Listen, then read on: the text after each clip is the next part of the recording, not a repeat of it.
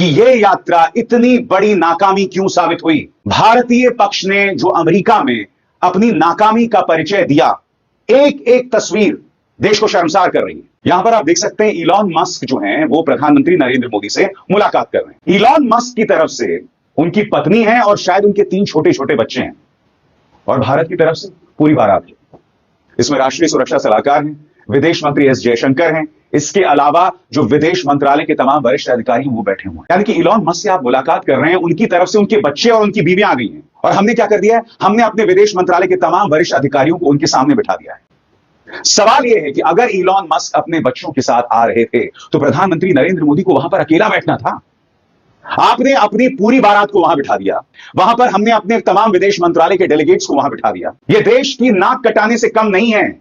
नरेंद्र मोदी की Donald Trump के साथ नाकाम मुलाकात, उसकी कहानियां अब जुबान ज़द-ए-आम है। अगर आप सोशल मीडिया पर देखें तो आपको नरेंद्र मोदी पर तनकीद ही तनकीद नजर आएगी, लेकिन अगर आप गोदी मीडिया देखें तो ऐसे लग रहा है जैसे नरेंद्र मोदी सिकंदर आजम है और अमेरिका फतह करके भारत वापस पहुंचा है।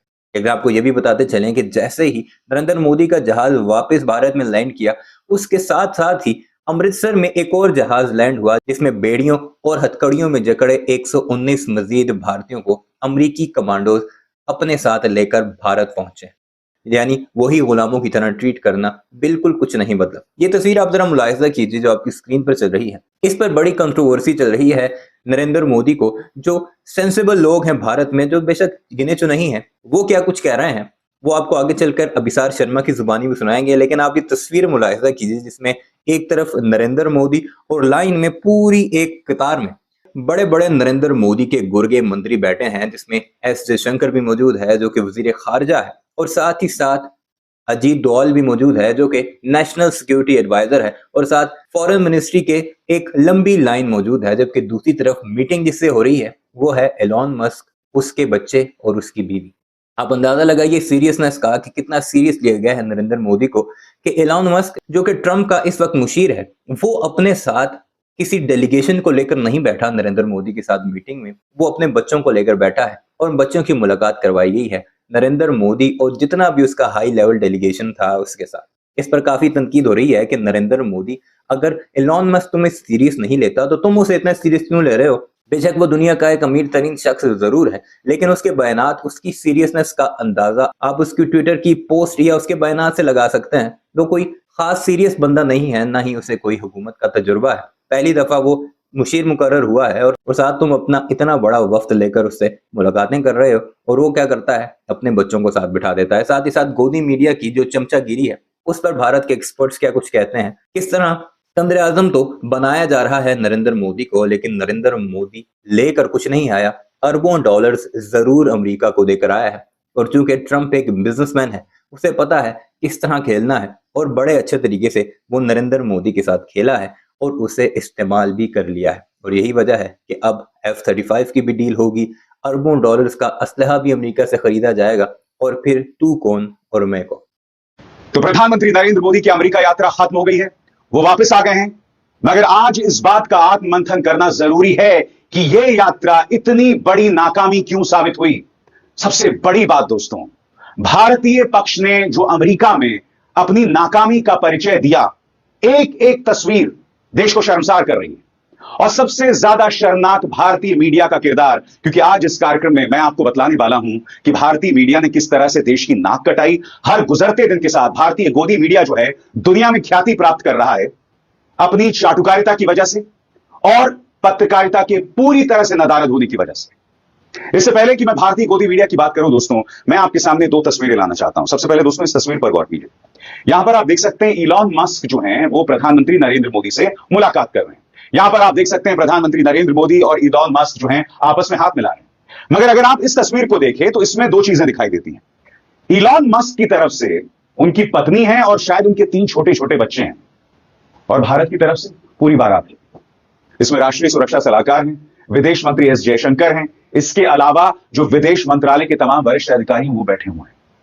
यानी कि इलॉन मस्क से आप मुलाकात कर रहे हैं, उनकी तरफ से उनके बच्चे और उनकी बीवियां आ गई हैं, और हमने क्या कर दिया है, हमने अपने विदेश मंत्रालय के तमाम वरिष्ठ अधिकारियों को उनके सामने बिठा दिया है। सवाल यह है कि अगर इलॉन मस्क अपने बच्चों के साथ आ रहे थे तो प्रधानमंत्री नरेंद्र मोदी को वहां पर अकेला बैठना था। आपने अपनी पूरी बारात को वहां बिठा दिया, वहां पर हमने अपने तमाम विदेश मंत्रालय के डेलीगेट्स को वहां बिठा दिया, राष्ट्रीय सुरक्षा सलाहकार बैठे हुए, विदेश मंत्री बैठे हुए। मैं समझ नहीं पा रहा हूं यह सब फैसला कौन कर रहा है। यह देश की नाक कटाने से कम नहीं है। इलॉन मस्क जो है इन गंभीर मौकों की गरिमा को नहीं समझता, यह बात मैं समझ सकता हूं, मगर कम से कम हमें तो समझ आना चाहिए।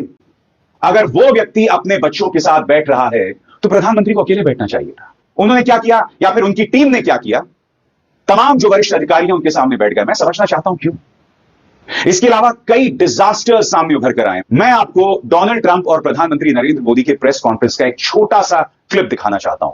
इसमें आप देखिएगा, सवाल पूछा गया है प्रधानमंत्री नरेंद्र मोदी से कि एक बाइडेन का कार्यकाल था और एक ट्रंप का कार्यकाल है, आप इन दोनों की तुलना कैसे करते हैं? यह सवाल था प्रधानमंत्री नरेंद्र मोदी से, मगर प्रधानमंत्री नरेंद्र मोदी चुप हो गए। और फिर डोनाल्ड ट्रंप कहते हैं कि यह सवाल नरेंद्र मोदी का था, मगर मैं इसका जवाब देता हूं। मैं आपसे एक सवाल पूछना चाहता हूं, अगर आपको देश की इज्जत की ख्याल है तो क्या यह भारत की तौहीन नहीं है? सबसे बड़ी बात, एक बहुत आसान सा सवाल था।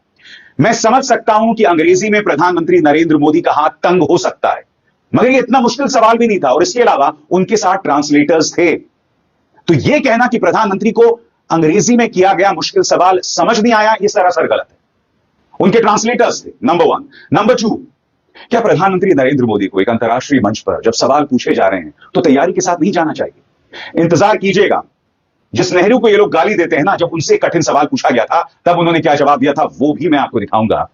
मगर सबसे पहले देखिए दोस्तों, ये नजारा, और आप खुद फैसला कीजिए कि ये नजारा कितना शर्मनाक है। देखिए। I was curious, how much more confident are you with President Trump leading this country that there will be peace through strength and you will have a successful partnership with the United States versus with Biden's incompetence and weakness over the last 4 years?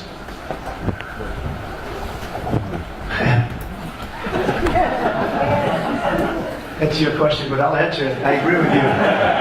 And gross incompetence. प्रधानमंत्री पूरी तरह से खामोश, और Donald Trump कुछ देर की खामोशी के बाद कहते हैं कि यह सवाल मोदी जी से था, मगर मैं इसका जवाब देता हूं। अब मैं आपको दिखाना चाहता हूं दोस्तों, पंडित नेहरू को ये लोग पानी पी पी कर गाली देते हैं ना। पंडित नेहरू के सामने दुनिया भर के टॉप शॉट ब्यूरोक्रेट्स थे, और उनसे कठिन सवाल पूछा गया कि पूर्व सोवियत संघ ने, यूएसएसआर ने न्यूक्लियर धमाके किए, आपका क्या कहना है? मैं आपको बतलाना चाहूंगा कि पूर्व सोवियत संघ हमारा उस वक्त परम मित्र था, परम मित्र था। मगर पंडित नेहरू के जवाब में 2 चीजें सामने उभर कर आती हैं। पहली बात, प्रेजेंस ऑफ माइंड, दिमाग की मौजूदगी। उन्होंने कहा कि भाई मैं अपने देश का प्रधानमंत्री हूं और मेरे देश में भी मेरे ही देश की जनता ने मुझे प्रधानमंत्री पद पर बिठाया, मैं इस सवाल का क्या जवाब दूं? मगर फिर वो आगे कहते हैं, जबकि यूएसएसआर हमारा दोस्त था, कि जो यूएसएसआर ने किया वो गलत किया।